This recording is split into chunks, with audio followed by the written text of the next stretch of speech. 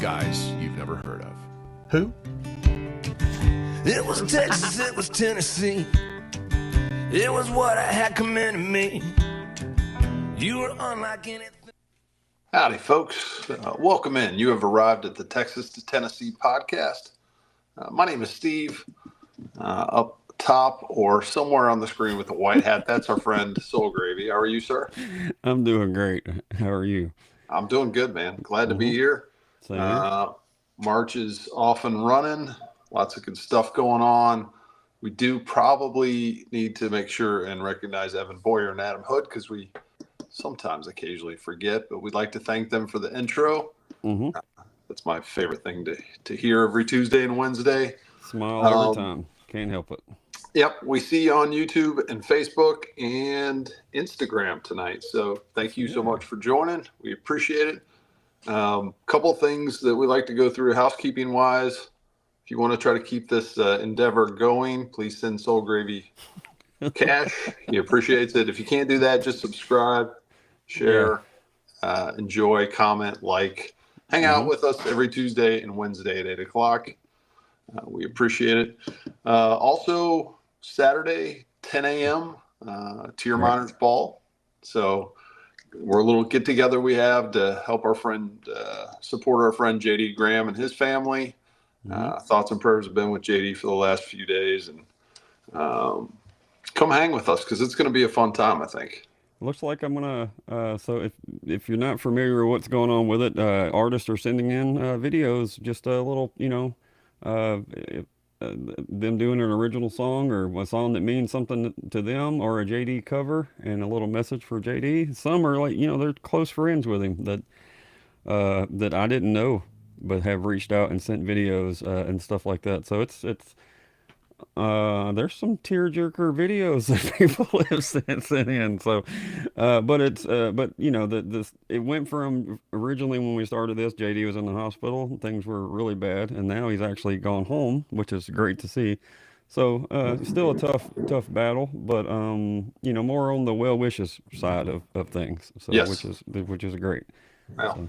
It's going to be a long battle based upon, I guess, the information that we got in terms of the injuries and whatnot. So any support y'all can provide is greatly appreciated. We are incredibly fortunate tonight to have the Texas legend Jamie Richards in with us. Welcome in, sir. Good to see you. Oh, thank you guys, man. I appreciate it. Been looking forward to this. Well, you got some big news. Going home. You've got some big news. I know there's something coming out on Friday. Anything that you can share with us right out of the gate? Yes, sir. Sure. Yeah, it's my new single. I hadn't had a single out 2 or 3 years, and this was all new material. We cut 17 songs really, so had a lot to choose from. And this is our first single. The album's not out yet. It's called Somewhere in the Middle. And I did not write this song. I wrote about half of the material on the album, but I did not write this song. But I love the song. Got a lot of, it's just a cool vibe song. It's just the vibe, especially the melody and stuff. It's just a great lyrics too. But Roger Springer and Wyatt McCoven, and I knew I'd not remember the other guy. I'm sorry. I hope he takes my apology for that. But those two guys have written a lot of big country songs for Mark Chestnut and a lot of people. And I'm happy to get a hold of this song. I heard it about 5 years ago, and a guy that I knew played it for me, and I said, man, that's really great. And I just hung on to it, and finally doing a new record, and we cut it, and it came out great. I think it's a good first single. Well, folks, you heard it there. Go pre-save. That's my story. Yep. It's a good one. Go pre-save and get your... It's doing well. That's great to hear. Get your playlist ready, and we will make sure and post it on the First Listen Friday, number 179, this Friday. So that'll be available and on there. Jamie, if you don't mind, could you maybe, in case there's somebody who's new to the show and maybe new to the music world, but do you mind taking just a couple minutes and sharing a little bit about yourself? Sure. Yeah, I grew up in Oklahoma, a little town, really Bethel Acres, which was a suburb of Shawnee. Shawnee's not that big. Shawnee's might be 35,000 people now, which has grown quite a lot. Bethel Acres was a little place we had a quick stop and a stop sign, and it was a kindergarten through 12th school. And Wade Hayes also, the country singer Wade Hayes is also from that little town. And Mike McClure right down the road, a little batch of us right there together. But anyway, I grew up singing gospel music, until I got to high school, and I started playing in a country band and ended up playing a lot of stuff for about 10 years and moved to Nashville when I was about 26 and worked construction for years and years. Finally broke in and got some record deals on RCA and Capitol and developmental deals with guys like Mark Wright producing and some other, talented people, Don Cook. But finally, I landed a deal at Curb Publishing and in 1999, and I was with them till about 2005. And they had I had a record deal with them and a publishing deal, but so they decided they weren't wanting to put anything out on me, and I was all rip roaring to be an artist, So Sure. Company out of Houston, Texas, D Records, which is Pappy Daly's old label, actually started George Young and George Strait. That label did out of D Records, and Wes Daly was the son of Bud Daly, and his daddy was Pappy Daly, who produced George Jones. So, long story short, they signed me to a deal and started putting out singles to Texas with me, and I was living in Nashville. So when I got finished with my writing deal, I was driving like every weekend all the way to Texas from Nashville in my truck just to play wherever I could, like everybody else can. I got a band together and little 4-piece band, and we started just running the Texas roads, and eventually I moved to Oklahoma, then on down to Texas just about 3 years ago when I got married. My wife wanted to live in Weatherford, Texas, so I figured if I wanted to stay married, I would. So I came on down, and that's Good call. That's kind of my story to get to this point. I've had let's see, I guess I'm on my 8th album. This will be my 9th album, I believe.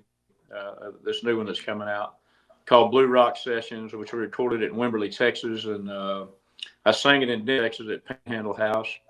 It was all cut down there, and we come up and I sang it here, and it's just been a great experience. And I looked for the songs for a good year. I feel really great about the song selection we got on this record, and I wrote about half of them, and we found some great songs. I've got some songs on there. Dean Dillon, I've written some stuff with Dean, and I got one of his that I really love. I've got a really cool song on there that the guy Bill Caswell, who was a singer-songwriter from Bartlesville, Oklahoma. Well, he wrote some pretty good hits for people. Well, he also wrote a bunch of songs with Keith Whitley back in the 80s, of course. And he gave me a cassette filled up with Whitley singing acoustic. Just him on a guitar singing on this cassette, just a rough vocal. And one of the songs was called Between You and Me, and it's a waltz. So Bill has passed away now, but his wife, and we talked, and she gave me permission. And of course, I got the licensing and stuff. It's never been out. It's never been heard. Huh. Keith didn't have a record on it. I'm sure they would have put it out on him. Didn't record it, but it was. It's a great tune. So that's kind of a neat deal about some of these songs. I got a Keith Whitley co-writing one of these songs, which I think everybody's going to notice.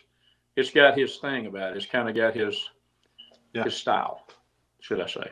So very excited to have that on the record too, among a bunch of other stuff too. It's a great record. Can't wait to hear them all. But I guess that sounds like we will have to wait a little bit. But we'll get a taste of it on Friday, and looking forward to that. Jamie, we're going to give you a little bit of a break, unless you're welcome to jump in at any point. But this is definitely Why Are They Famous? Shawnee, Oklahoma edition, number 195 or 196. I'm not sure, somewhere around there. Yeah. So maybe you're lucky, or maybe unlucky. Mm-hmm. He dropped one of the names in there. So yeah, I was paying attention. Yeah. All right. Mm-hmm. You're down to 13. Some of these you may have had before, so we'll see if you were shortening really the list. Okay.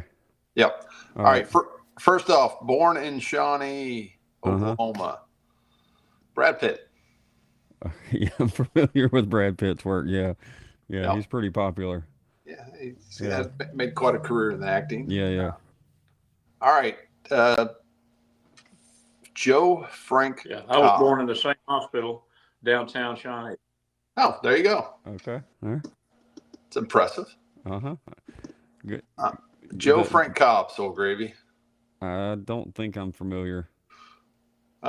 He was the actor originally known as Fat Boy in the early Our Gang series.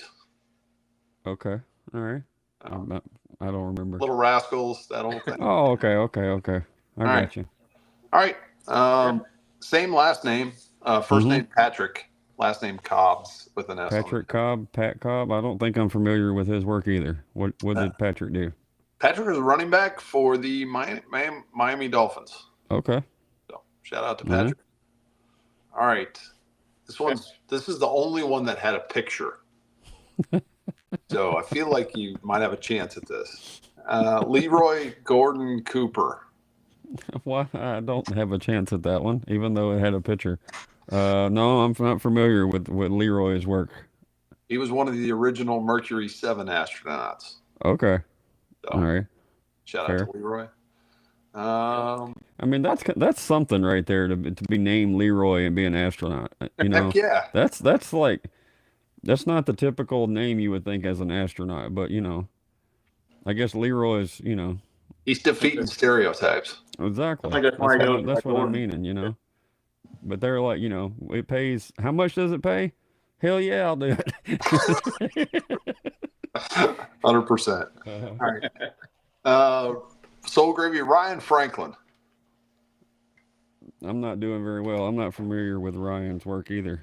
Ryan was to be fair, he wasn't born in Shawnee, but his wife is from Shawnee, and he makes his home in Shawnee. Okay. Pro baseball player for the Cardinals, Mariners, Phillies, Reds. I think he was a pitcher. Okay. All right. Darian Gordon. That name sounds really familiar, and I don't know why. I think sports ball. I know. I can't think of which. I'm not gonna say it. Which sport it would be in. Yeah, I'm not sure. He was a pro football player. Mm-hmm. Played in 3 Super Bowls with the Raiders, Broncos, and Chargers. Raiders, Broncos, and Chargers. That means he was a while ago. Little bit ago, especially for the Raiders. Mm-hmm. Jonathan Gray. Mm-mm. Current. I think I've. Yeah, he's a current pro pitcher with the Rangers. I know that because we're kind of close. Oh, wow. Yeah, so Y'all live. Yeah, understand. all right. Brewster Higley. That seems like a tough one. He's a homesteader, a medical doctor, and poet of the famous folk song "Home on the Range." Okay. All right. Shout out to Brewster. Yep. Mm-hmm. This one you got a really good shot. Creed Humphrey. Creed he plays for the Kansas City Chiefs. He does. Super I Bowl believe he went to the University of Tennessee, I think, but I could be wrong. All right. Oklahoma or Tennessee. I'm not sure. Yep. I don't know. I don't remember. Fair enough. Gregory Chad Petrie. I don't think so. That sounds familiar, but I don't know why. He's a singer for the band called Shiny Toy Guns. Okay. I'm not familiar with their work, but I'm sure they're great. I've heard the name. Okay. All right. Fair enough. Robert Reed. You can tell we're going alphabetical, Jamie. We're almost done. Okay. What? I'm not familiar. Robert Reed, also known as Mike Brady. Okay. From the Brady Bunch. That's the way I kind of feel with these boxes on my computer screen. Anyway, we're all in 3 different. Yeah. So yeah, I got it. Does that make you Cynthia or Cindy? I'm not sure. I keep moving. Okay. So yeah, well, that's a good point. All right. Troy N. Smith, maybe one of the most famous folks from Shawnee because of what he did. What did Troy do? He was the restaurateur, developer of Sonic drive-ins. Okay. First Sonic, I believe, was in Shawnee in 1959. now they're in every single town, Everywhere. and yeah, especially in Texas. All right, we're going to finish strong, Soul Gravy. This All right. gentleman was actually born in Prague, which is close by, but claimed this as his hometown. His name is Jim Thorpe. Jim was I think a baseball player. Yes. He That was a little bit before my time, I think, but it was before all of our time, I'm pretty sure. but he was pretty popular. I think he's a Hall of Famer, right? I don't know, yes, but pro football, basketball, baseball, track athlete. Yeah. all So right. shout Show out off. to Olympics. Yeah. Amazing. I mean, one of the greatest athletes of all time, apparently. So. All right, Jamie, thank you so much for putting up with our shenanigans. Soul Gravy will look to do better next Tuesday. Yeah, maybe. We'll see. All right, we're going to ask. Well, I feel so. Okay. Jamie, Okay. we're going to ask you. I said I feel so great to know that. Yeah. Go ahead. Sorry. Go ahead. I'm sorry. I was going to say I was really shocked that the Brady Bunch kid was from there. I didn't know that. And it's pretty amazing to me. Yeah. Well, I mean, that guy. Well, I'm excited to always learn new information, and one day Soul Gravy's going to remember this. That's why he loves that. Well, there's two reasons. One, to tell everybody about, he likes, introducing this knowledge, and then two, to make it kind of pokes at me for not knowing, even though I don't know, I'm not looking at where you're from, so I have no material to study off of. Makes it hard to set up, but either way, whatever. All right. Well, you did good. All right, Jamie, this is called the pie question, and it sounds weird, but it's a musical pie, and I'm going to ask you to divide it up into 4 sections. Those 4 sections are songwriting, recording, performing, and then the 4th piece of pie is everything that doesn't fit into one of those 3 pies, for example, or one of those 3 slices. So, for example, having to sit down with weird dudes to do a podcast, changing tires on your band van, social media, booking, all the different things that when you're new to the music scene, you don't necessarily know that you're going to be spending your time doing, but that's the 4th section of pie. So the question is, which of those 4 sections for you do you feel most is home for you?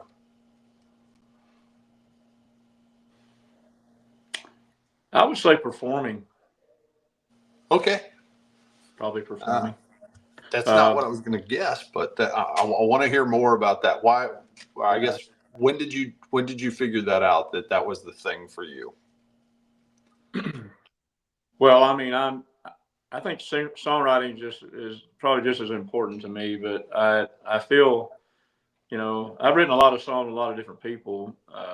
Some big Hall of Fame writers too have taught me so much about writing. But I guess, my mother had me singing from 4 years old, gospel music, and we would go to these all-night singing conventions in Oklahoma, like Kanawha and places like that. I would be there with the Blackwood Quartet, those brothers, and all these different big, huge religious groups. And we would be kind of like in between setting up the bands. I'd be standing on the piano bench, singing with my mom playing piano, and kind of got me started. And of course, she loved country music too. And it wasn't long. I guess I've just sang and performed most of my life, and I feel pretty comfortable doing it. Songwriting, as a teenager, I started trying to write a song. So do you want me to go to the next piece of pie? Hey, how does this work? Yeah, that'd be great. If you want to talk a little bit about songwriting, that'd be wonderful. Okay. I didn't know if there was It's your pie. You want me to talk about a little bit of all the pie? It's my pie. Your pie. Have it and eat it too, or whatever. That's cake, isn't it? No. Yeah, close enough. Well, I started writing. As a teenager. I wrote, 5 or 6 songs and didn't really know much about how to do it or anybody around me in Oklahoma that I was writing with, but I just kind of started learning how to play acoustic guitar when I was about 10 years old and just kind of picking around on it. And but I guess when I got to Nashville, it really became a priority for my years there because of who I got to write with. And, I wrote with the guys that have wrote. I mean, I've written a song with Dean Dillon. I've written, a lot of different people. And it's just like, I don't know. It feels really great. The best thing I can say about my songwriting is, I've written some stuff that's been cut by Ken Mellons and Hal Ketchum and some people like that, Cody Jiggs, Kevin Fowler. But I guess nothing makes me feel quite like when you got a hold of a really good idea and you feel it, whether I'm by myself or generally I'm by myself when I feel this, and I can't stop writing. I just keep writing on it. I just can't even sleep hardly. I want to finish this song so bad. And it's usually a pretty good tune. And that feeling comes along once in a while, but not that often. Like when you get that pit in your stomach and you got a hold of one. Right. And there's nothing, I guess, even performing to me that feels as great as that feeling can. I just wish I had it more often because it means you've got a hold of something really great. Yeah. But anyway, I think that's a big deal for me. I did learn to co-write on demand when I was staff writing at Curb in Nashville for close to 5 years. And they would set me up with writers or artists that were looking to write and all that stuff. And, without really knowing what we were going to write about, getting in a little cubicle type little room or maybe coming to my apartment or my house when I got one up there. But, writing songs with a lot of different people is also an eye-opener for me too, because you don't necessarily write a good song with somebody that you really know or like even right. One of your good buddies doesn't mean you're going to be able to write with them. I wrote some great songs with, to me, they were great with people I just met that morning. It just clicked, and we probably wouldn't even go have a beer together, but we might write a good song together. Yeah. One of those kind of deals. I don't know. That's the way yeah. I'd like to dig in on just a little bit more on the songwriting, if you don't mind. Is Sure. there a specific area of songwriting that you maybe think is something that you excel at, whether it's melodically or lyrically or structure or whatever it may be? Is there one area where you go, okay, this is where I maybe contribute the most? I've known a lot of people that have really one area that they're great at, like a prolific lyricist or come up with great melodies. My melodies all tend to be a little bit the same. I think it's kind of a little bit of a style maybe I've developed through the years, but I've never been one of those kind of guys and I wish I had this where it's kind of a hook, like a melody hook, some kind of a really crazy melody hook that just grabs people. Right. And that's not my strong point. I think my strong point is probably writing a good sad country song, because I wrote a lot of them, and I mean they all sound, people are hanging from the rafters, But I think I think I'm a pretty good lyricist, and I think I'm a pretty good melody guy. So I think I'm a little bit of both. I'm really, I think I do both of them pretty well, but nothing just stands out as something like I think that's why I can write some stuff alone and still do decent with it, as a solo writer. Well, that's an amazing skill to be able, to have all the pieces that you can feed into and as needed. So yeah, totally makes sense. I guess this is almost more of not a technology question, but how do you physically get the songs out? Are you singing into your phone, or are you writing things down on paper, or some combination of all those things? Well, I think, before the iPhone, and I had a little cassette player at one time, when you hit the little bitty tiny little small, even the small little cassette player, like a answer machine or something. Yep. I had some of those, but I can remember going down the road and something hit me, and I would just grab a piece of paper and just scribble something out as far as a lyric or maybe an idea. But since the iPhone come out, I've always got things. My notes are loaded with stuff that I think of, and I just put the idea down on my phone. And if I'm, and then if I got a chance, I'll record into the phone. So really, I do record into my phone now. It's about the only way I do it. So it's really a pretty good way, because I know it back in my past when you don't have anything to write a melody down with, Right. and you think, well, I'm never going to forget that melody. Immediately. And then 30 minutes later, you can't remember it. And it's crazy because you're like, how are there so many notes or whatever to go around to where you totally can't remember what you thought was the greatest melody 30 minutes ago? There's something different. I've went to lunch before and came back and said, okay, where were we? And I've lost it. So I try to record everything now. Yeah. So I want to know how and when you decided to make that trip to Nashville.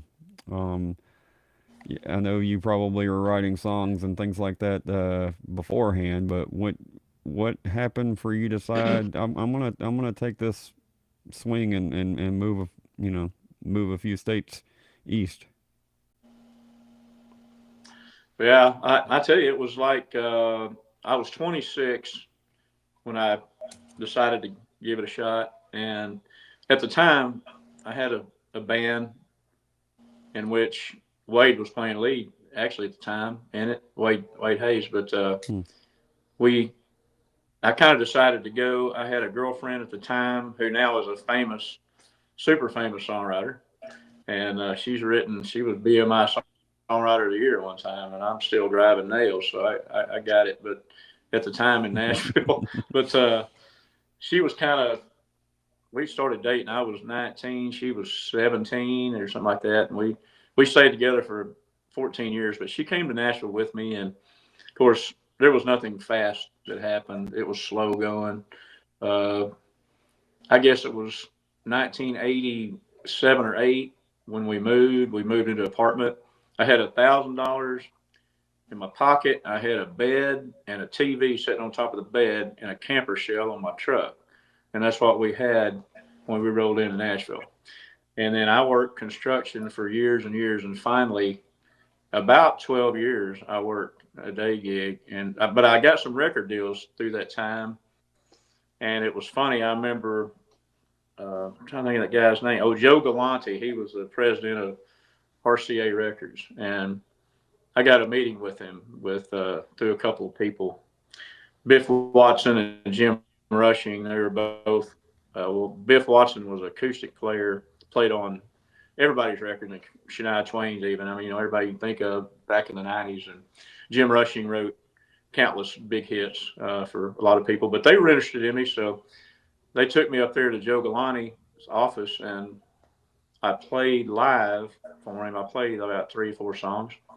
And he said, okay, I'll give you a developmental deal. And that was one of my first things that I thought, well, it's on now. It's on. It's going to be this. It's going to be easy on him. Well, it wasn't easy at all. But anyway, I know that. So he gave us a budget to go cut some sides, and we did. And I was still working construction, framing houses, and I would go into RCA a couple of times, like directly from the job. And every time I'd get to the front desk, the girl would look at me like, what are you doing? Who are you? Because I was filthy. Well, I'm on your roster. Oh, yeah? Okay, hold on here. Let me see if he's in, one of those kind of deals. But I never, people think when you get a record deal, but record deals don't really pay any money to live on initially. I mean, until you cut the album and they put it out, and then finally they may sign you as a writer for their publishing company. But that was kind of a neat time for me. It drug along for about a year. I think that was in 1997, I believe. It drug along for a year or two, and then it kind of fell apart. They ended up going with a guy named Andy Griggs. Probably remember him. He had some hits on RCA in the 90s. He's a good singer, but they only looking for one guy, and he was prettier than me, and that helped him and stuff. So that's how I lost that deal. But I had some other stuff. I had Mark Wright signed me to a deal. Mark Wright produced Clint Black, Chestnut, everybody you can think of, Gary Allen, and he signed me. He came down to Shawnee, Oklahoma, and watched me play in a bar there called Cowtown. I don't know if you're familiar with it or not, but it was kind of between Shawnee and Tecumseh. Okay. And it held about 800 or 900 people, but it was just a crazy place. Played there. I kind of grew up playing there. But anyway, he came down there and checked out our show, and that one drug along a year or two. You know, everything I had it just kind of, it was great to get to the point, but then I just couldn't finish the deal off, you know. But until I got on Curb, and then Curb ended up signing me to a 5-year deal as a artist also. And Ken Mellons was there with me on that label. You probably remember Ken, Jukebox Junkie. I'm just an old Jukebox Junkie, all that kind of stuff. Yeah. So I got to be good friends with Ken, and he ended up cutting probably 6 or 8 of my songs on his record. So he and I are good friends to this day. In fact, I seen him today on Facebook, commented about something on my post. But that's kind of, you know, I had another little deal or two, but it was fun to get to Nashville for me. But all of a sudden, when I got a chance to get out of there, I was ready and get back down to Texas and Oklahoma, where I was used to the old honky tonk scene, and that's what I'm good at. So I thought it was fun to learn how to write songs. I think that they taught about it for sure. Those guys and girls in Nashville about the right way to approach songwriting. So, and a lot of singles I've had out in Texas just went to #1. I've had 13 #1s down here in this regional radio chart. And I wrote a big percentage of those in Nashville when I was there. So, you know, it wasn't all a waste of my time. It kind of educated me, you know. Right. It seems to still be going on, though. I mean, we talk to all kinds of people, even, you know, that are maybe, I think we've had several on here that just moved to Nashville. Things like that, you know, in the songwriting and the networking part is still a huge, you know, they might not be looking for that record deal like, you know, it would have been in the past, but as far as just meeting people in songwriting, that still goes on, and still, people talk highly of that part, that side of it. When you made totally, that, it's all about who you know. When you first decided to make that trip, really. I'm sorry. I was just going to ask, when you first decided to make that trip to or just to dive into music in general to try to make a career out of it, did your like family kind of understand what you were doing? Does that make sense as far as you know what I mean? My mother, yeah, for sure. My mom and dad, my mother and dad were big time behind whatever I wanted to do, because you know, I mean, when I was 16 years old, I was playing bars in Oklahoma because I wasn't drinking, but you know, at that time you could go in and perform, and you know, and they just be careful, son. You know, I'd come on in about 2 a.m. So they had no problem with me playing music. You know, I had no problem with and they were proud. You know, the fact when I started getting some cuts and getting some stuff and going and stuff, and then my mother passed away about 20 years ago. I wish she could have seen some of the things I've got to do, but my dad, he lived to be 94 years old, so he's been around for quite a lot of it, and he's been gone a few years now too. But anyway, yeah, they never stopped me. My family was very supportive, not financially, because we were just, you know, middle class, you know, had to work for everything, you know, we had. So there was no really financial support, but there was so much other kinds of support that you also really need, I think, it helps to have the right people in your life, you know, that help you out.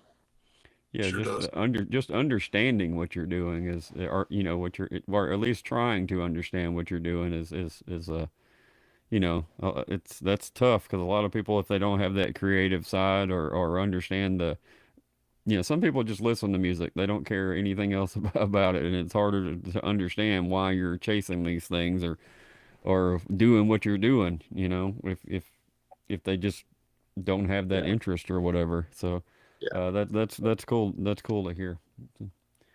Talbot?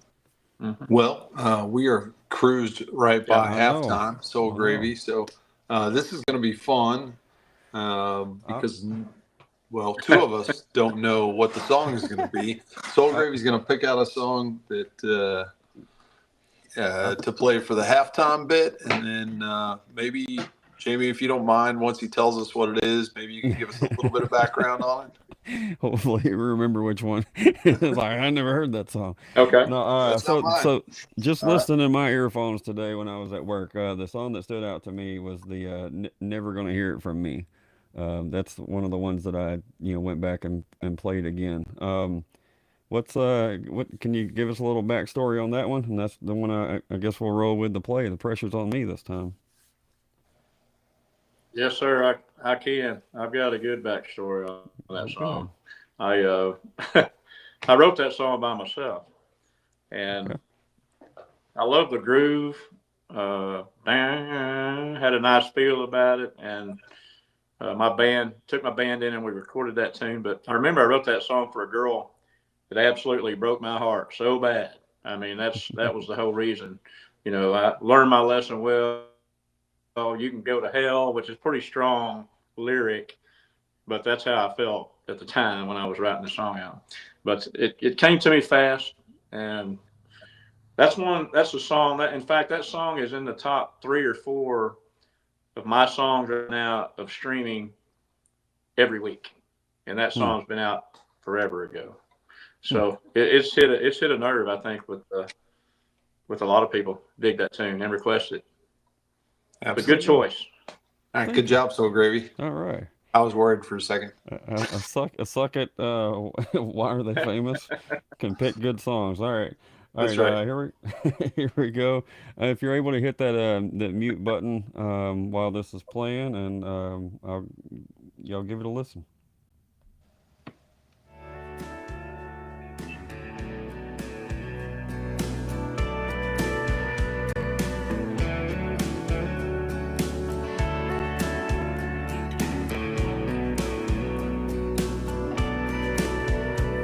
I'll never say again how much I love you. I'll never say again how much I need you.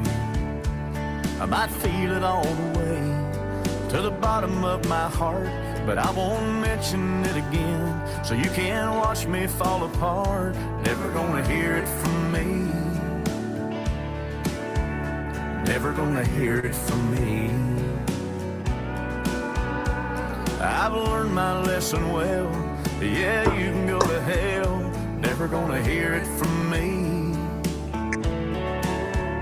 Never gonna hear it from me.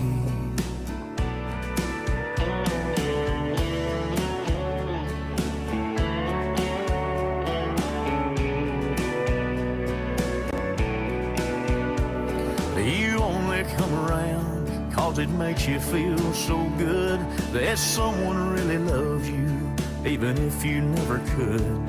But things are always changing, and there will come a day when the words I love you, you long for me to say. Never gonna hear it from me. Never gonna hear it from me. I've learned my lesson well. Yeah, you can go to hell. Never gonna hear it from me. Never gonna hear it from me.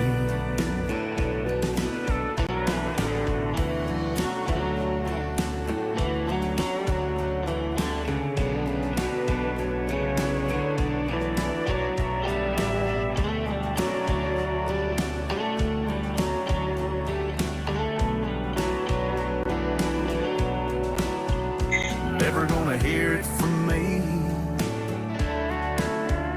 Never gonna hear it from me. I've learned my lesson well. Yeah, you can go to hell. Never gonna hear it from me. Never gonna hear it from me.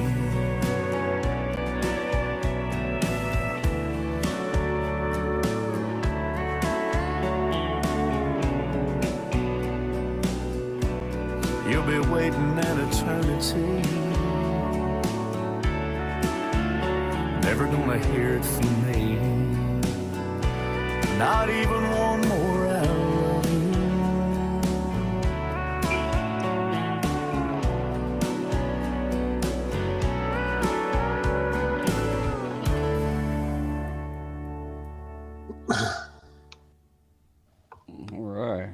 righty, there we go. Couple follow-up questions there. Mm-hmm. Yeah, it was great. Soul Gravy, production-wise, did that remind you of anybody? Oh yeah, definitely. Yeah, it was definitely reminded me of Gary Allen's first album. Yeah, yep. I thought so too. Mm-hmm. Yeah, good stuff. Cynthia, one of our very loyal viewers, made the comment that, man, that's a stinger of a song. Mm-hmm. She also made a request for a rapid fire too. Did you see that? Okay. Well, I'll work on my glasses and see if I can see it. I'll read it when the time comes. That's fair. Okay. Yeah, so great tune, obviously, and understand why people dig it. Mm-hmm. I guess the big question is, did she ever hear it from you?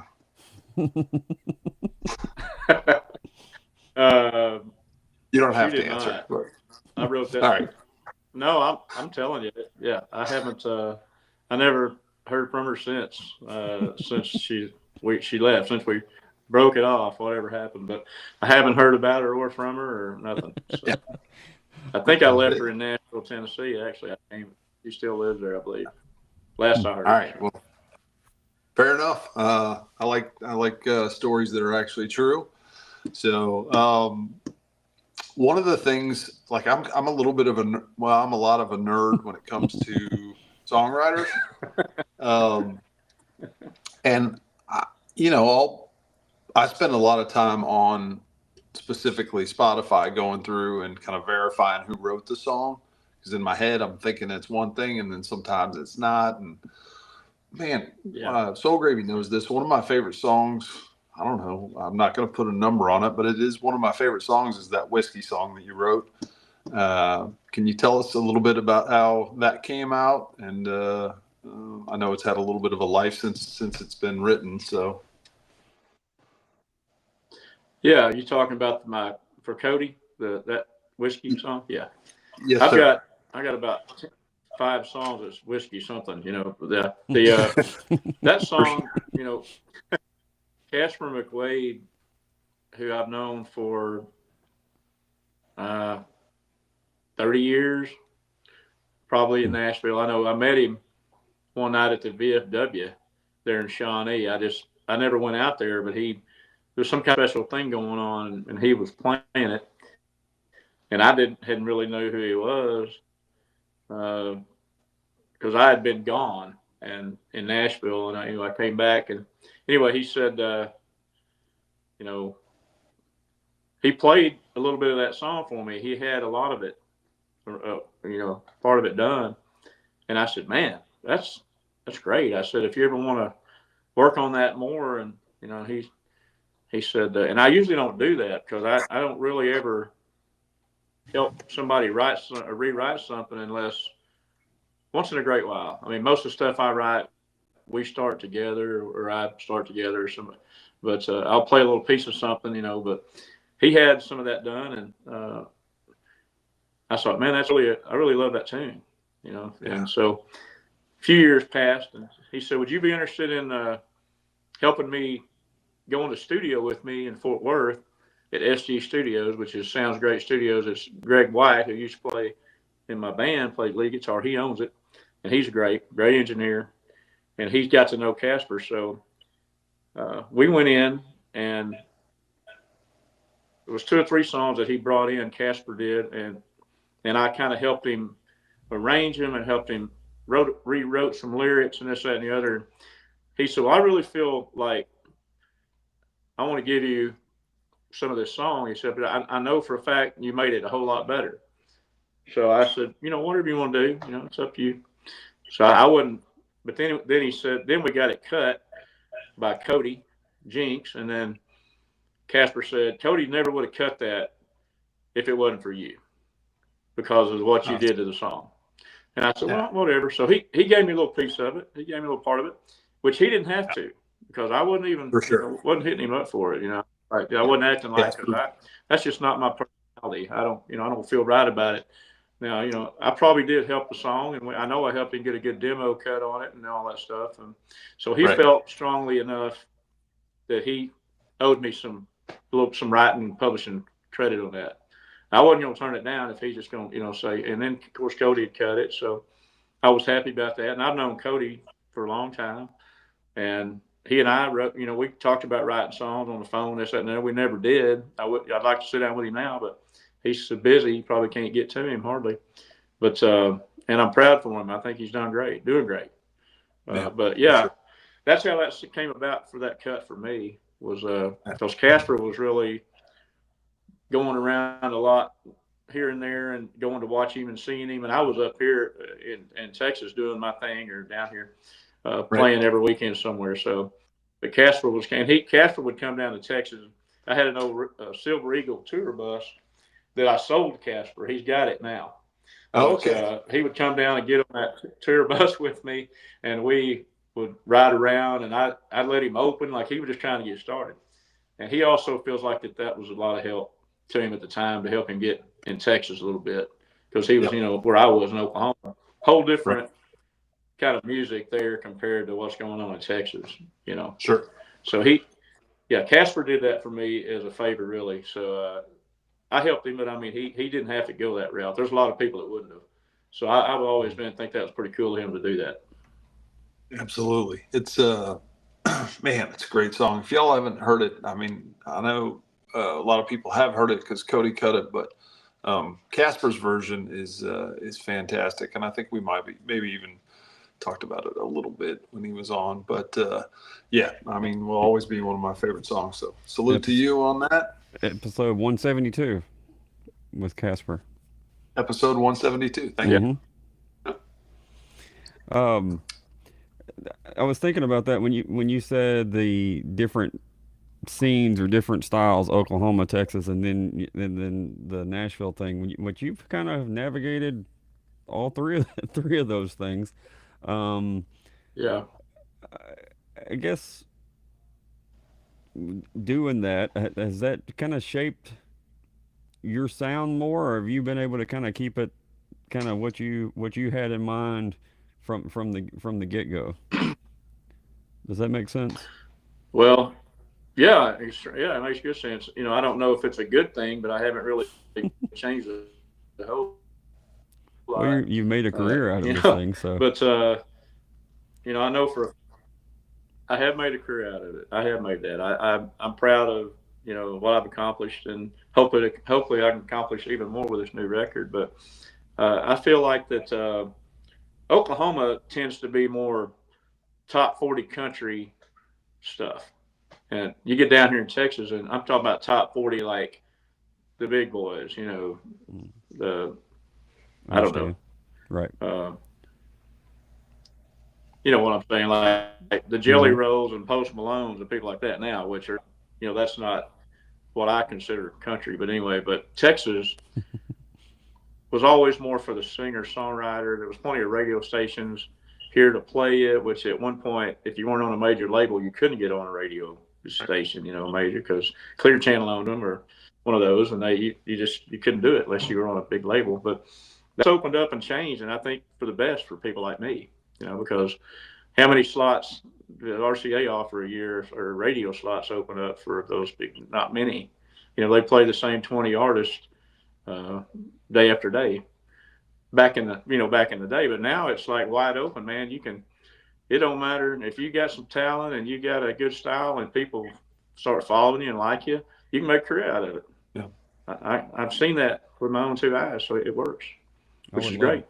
I would love to have one of those radio stations here in town. Like personally, that would be my ultimate dream job would be that. But that's a hill I ain't even going to try to climb. But that is great to hear. And thinking about that at the radio thing, we just had a clip that I posted today with Matt Hillier talking about hearing his songs on the radio, periodically, maybe sometimes surprisingly. Do you remember the first time that happened for you? It's weird, but I had, at the beginning, I liked to, when I was in Texas, I had Don't Try to Find Me, which was my first single, and it got up to 17, but it was played. We still get so many requests for that, probably more than we do anything. And I finally heard it after several months, and I can remember thinking, "All right, listen to this. I've done it. I've done something. There it is on the radio." But And about what I year? don't know what Matt. I'm really good friends with Matt Gilder. Do I? What year? Yes, sir. What year? Yeah. That was in 2001. That was my very first single. Okay. And I actually heard it probably 2001 or two. So I just gotten to Texas. I've still actually lived in Nashville still, and but I signed to the D record company right after I got in with Curb. I was still writing for Curb, and I had a record deal with them that they didn't ever do a whole lot with. We had some chances, but anyway, I wanted to keep my writer's deal with them because they were paying me a salary to write, and it enabled me to not do anything but write songs, and then I could come to Oklahoma and into Texas and play music. So it was the best of both worlds there for me. And then jumping forward here, 25 years, when you're trucking around town or whatever, and you may, hear your song these days, that I'm sure that's a feeling that doesn't get old. Not at all. Yeah, I still hear it sometimes, and every time I do, it's like what I love mostly for me is when I'm playing a venue and I'll have real fans there that know my music and they're singing it as they dance by or they're standing by the stage or whatever, and that's something I thought I might not ever see because I know how hard it is to do that, but I've seen it a lot here. I've definitely paid my dues down here in Texas, but no matter where I go play with my band, whether it's in Corpus or whether it's in El Paso or wherever it is, there's some people there that know who I am. Yeah, and cool. That's nice to know because they've heard it. And radio's been the reason that they know who I am. It hadn't been this big bunch of money promotion and everything. It's been because they've heard it. They know the songs, Right. Yeah, that's beautiful. That's the way it should be, but it's just not given the opportunity, unfortunately. Y'all moved to Texas. Come on down. All right. Well, we are up against it because we're committed to getting you out here in an hour. This is the rapid fire section of the show, so you don't have to do a lot. Okay. Just kind of off the top of your head, if you wouldn't mind. And I'll hit you, Soul Gravy, here in a second. Okay. I gotta find Jamie, what is your favorite chord on the guitar?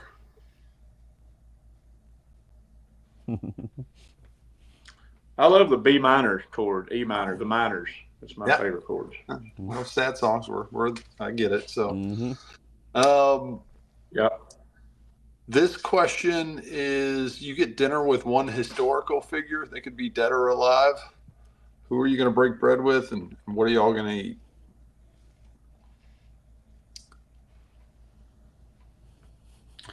I'd like to hang out with John Wayne at a steakhouse, I guess. That sounds like fun. Yeah. I'd also like to be there. Yeah. All right. You've seen a few of these. What's your ideal green room look like?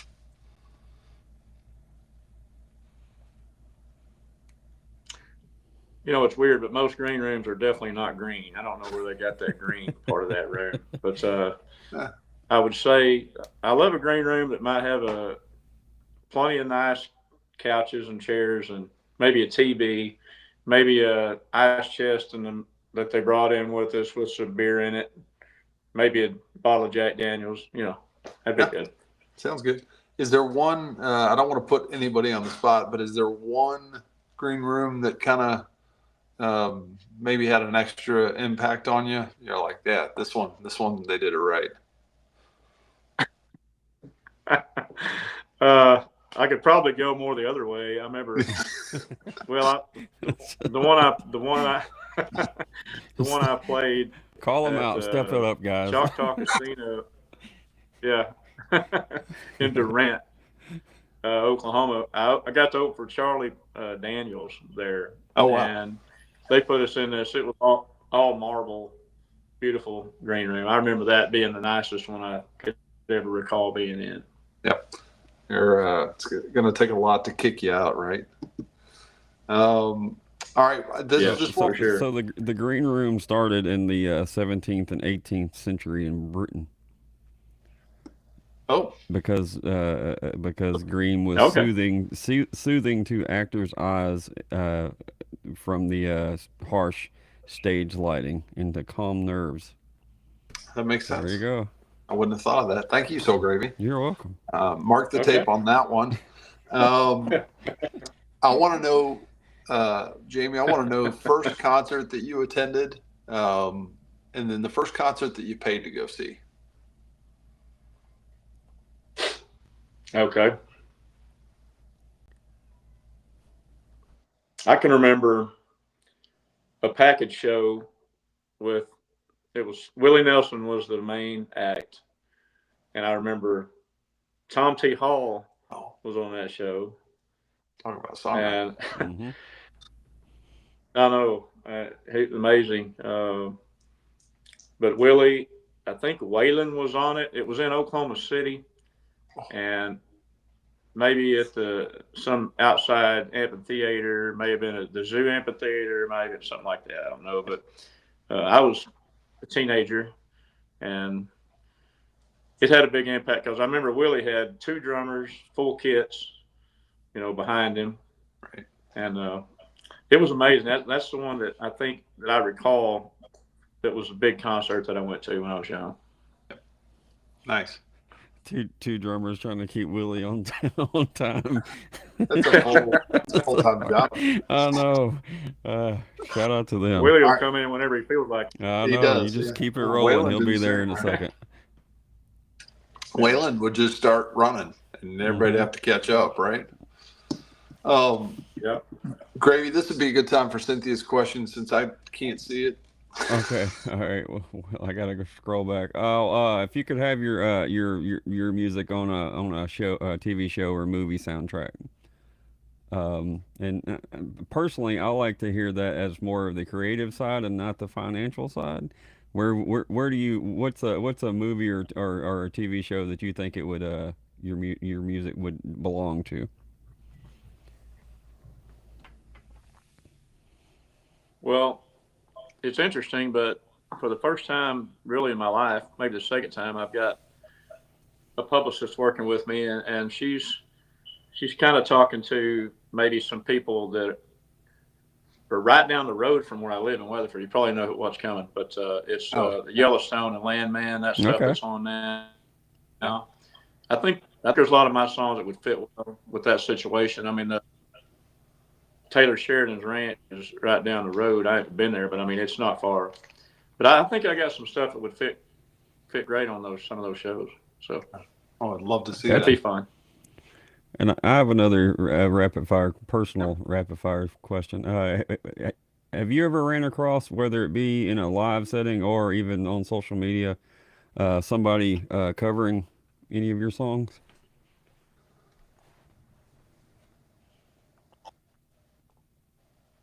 Yes, Yeah. I have. I've walked in. I've been at places. I don't know if I was there just hanging out, but I've heard people do about 3 of my songs, a full band shows. And the great compliment. I mean, it is.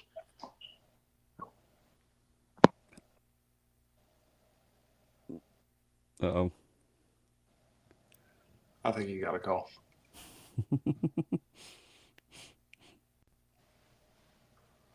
He didn't like your question. So I know. I told him quit playing my shit. yeah, that was the other half of the question or answer. Did you unplug their amps when you heard it? Oh no. We could see if he's coming back. I should have known. Don't interrupt Tabo's section of the podcast. Please do The not. guest bail. That song's horrible. I'm leaving. His song, Cynthia said his song Julia's Table would have been epic in 1883. I agree. Fair. That would be a Fair. great match. Well, we'll All give it a little bit and see. We kind of need the last question. Yeah, I think he's like the perfect person to ask the last question. I feel like he's going to have an answer for you. Exactly. Instead of those, I haven't ate one in 20 years. Mm-mm-mm. It goes that way sometimes. I was like, well, go ahead.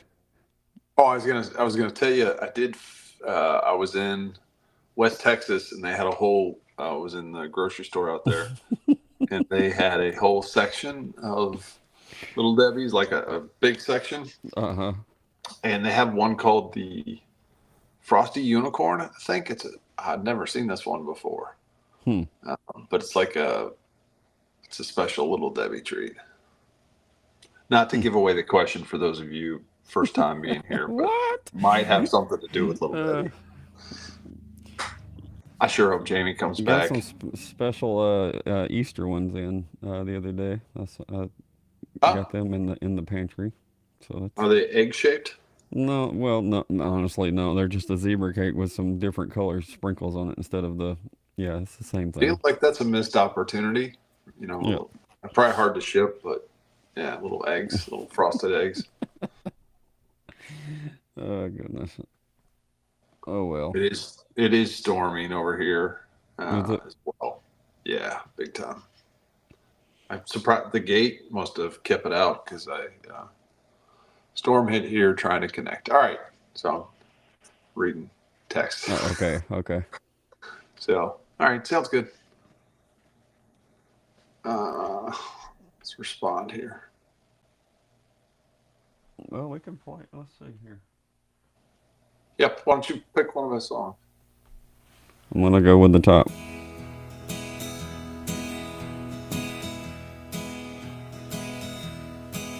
I'd like to thank you all for coming to the show.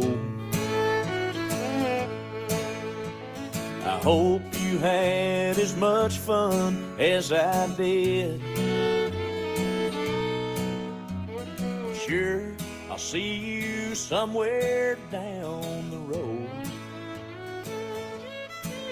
It's goodbye for now, my friends. Until we meet again, I wish you peace, love, and hard liquor. This should be our exit song to May every your life episode. be So ready. This should be our exit song for every episode. And that's a great exit. It is. and hard liquor. I mean, we might have to ask permission, but Find the first two, you can always buy the last. I know some of you have traveled a long way. so what do you have going on this weekend, Soul Gravy? Tomorrow night I'm gonna go interview a band out of Austin, Texas, called Memphis Key. Shout out to It's Memphis Key. K-E-E. Yep. Memphis spelled like Memphis. Normal spelling. Yeah.